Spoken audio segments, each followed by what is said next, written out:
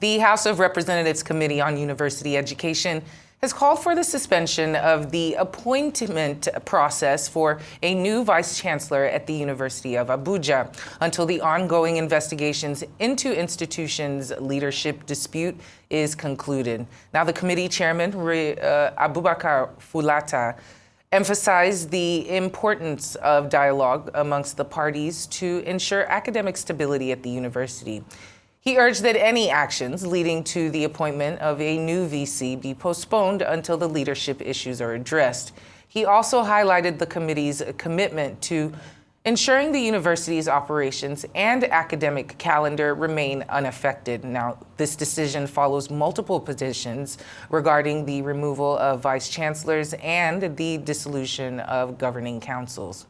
And we're going to be taking more informed reactions to this recent directive of the House of Representatives that halted Uniabuja's VC appointment and the crisis that engulfed the university after the sacking of Professor Aisha Maikudi by President Bola Tinubu, and how to resolve all of this.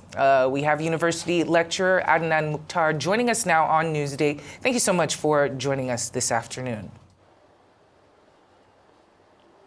You are welcome. All right. Could you explain for us your perspective as a university lecturer, the current state of affairs regarding the vice chancellor's appointment in the University of Abuja, and how the directive from the House of Representatives impacts the autonomy of universities and university governance in Nigeria on the whole? First of all, thank you for having me, and I would like to comment the resolution of the House of Representatives Committee on Tertiary Education under Honorable Abubakar Fulatan for doing a very good job. It's very, very commendable because it is a way of,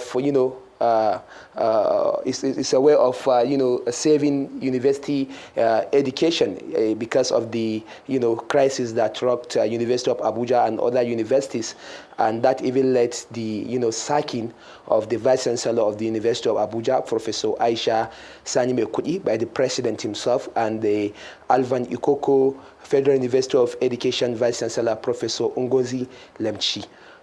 This happens as a result of the crisis that rocked the university at that time. And what happened was that in the sacking, I think the president, Bola Ahmed Tinubu, was not advised, appropriately. He was not advised and guided in a manner whereby he is going to, take an action that will go in line with the provision of the university laws. When you look at it, you will find out that before you sack a vice chancellor of any university, I think there is the need for you to constitute a panel. I don't know why the Minister of Education did not advise the president appropriately, because it may be because he doesn't have experience in the academic sector. He's a medical doctor and he just came into the ministry. And I believe that the president can, correct this mistake, because Professor Aisha Sani Maikudi, the vice chancellor of the University of Abuja, was elected by the, congregation, by the Senate of the University of Abuja. And she was elected, and after her election, just 2 weeks, she was confirmed as a substantive vice chancellor.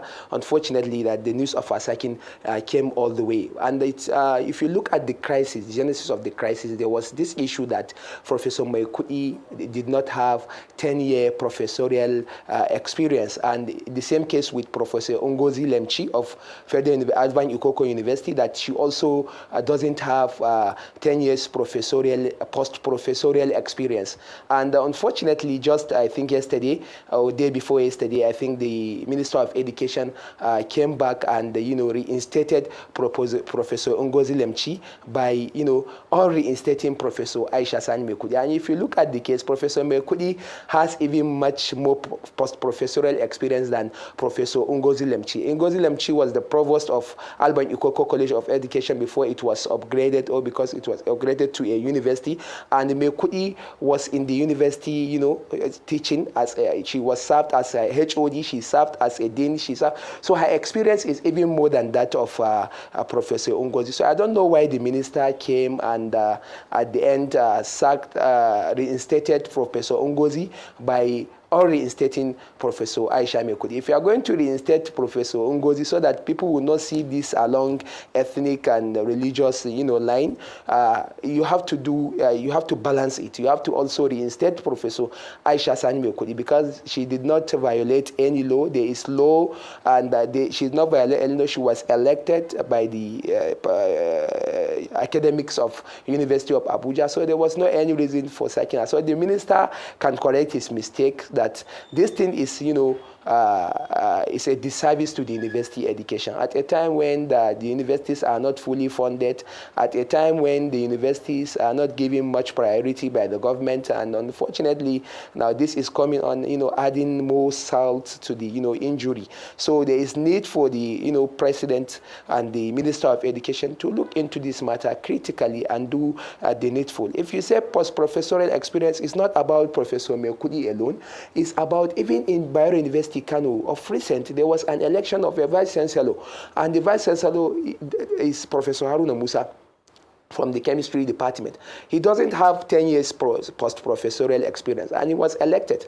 So I don't think that there's a violation of any law that someone must have 10 years post-professorial experience before he became a vice chancellor. That is not the, the standard in the world. The standard in the world is different. If you go to universities in the world, there is no this, criteria, because it's just, setting us back. We are in a developed setting. We are in 21st century. Things have changed, and things in the university is supposed to, to continue, changing so that we can, compete with other universities around the world. So I believe this is my take, and there is the need for, for the needful to be done so that the university education will be safe. They should, the minister, the president, they should allow the law, they should follow the rule of the law, they should follow the laws governing the university before they act on, such kind of issues that can, bring so much damage to the university education.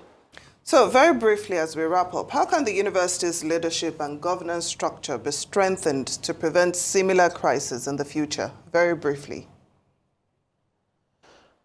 I believe the only way is that we should give university its autonomy. There is autonomy in the university. There is governing council in the university. Every decision that the management of the university is going to take, they are going to do it in consultation with the governing council of the university. So they should allow university to do their job independently, as they are doing in the 60s, in the 70s. And that is how these universities graduated many first class, many reputable people as, as graduates. You can see all the people that graduated, all the leaders that we have in this country, only a few of them have graduated abroad. They're all, products of either University of Lagos, Ahmadu Bello University, Obafemi Awolowo University, University of Nigeria in Nsukka, because at that time, the universities were working, there was autonomy, things are going well. But this time around, politicians are interrupting into the activities of the university because they don't have much knowledge about how university is going. That's why I'm still calling on the Minister of Education that he should please save university education, so that he should not set a bad precedent, so that this thing is not going to be, in the future, people will not blame him that he was the person that started it. Because in the previous years, it is only the governing council that can sack a vice chancellor. The governing council of the university or the senate of the university, that they can do that. But this time around, because of the politics in it, it is the minister that will do that, or the president that will do that directly. And this is an abuse of due process. The universities have their laws. Due process should be followed. We should follow the rule of law in everything we are doing, not only on the university education. That is the only thing that will save this country. And any country that is abusing its educational sector, I don't think that country is going to develop. We have to allow things to be going the right way, so that we can benefit from it as our leaders benefited from it. We are young people now. We have just joined the university system. So if things are going to be continue going like this, I have so many people now. My friends, many of them have, resigned from the university because there is no good funding for the university. There's no good salary. And despite these problems, still the government, politicians are, interrupting into the activities of the university. And this is causing a very serious damage to the university of education in Nigeria. So now, if you continue to abuse the educational sector and you do university education, tell me what is the future of the common man at a time where these private universities are all over. They have been given license. They are all over the country. So I think this is the right thing, that we should just follow the law. That's my take, my brief listing over how the university should listen.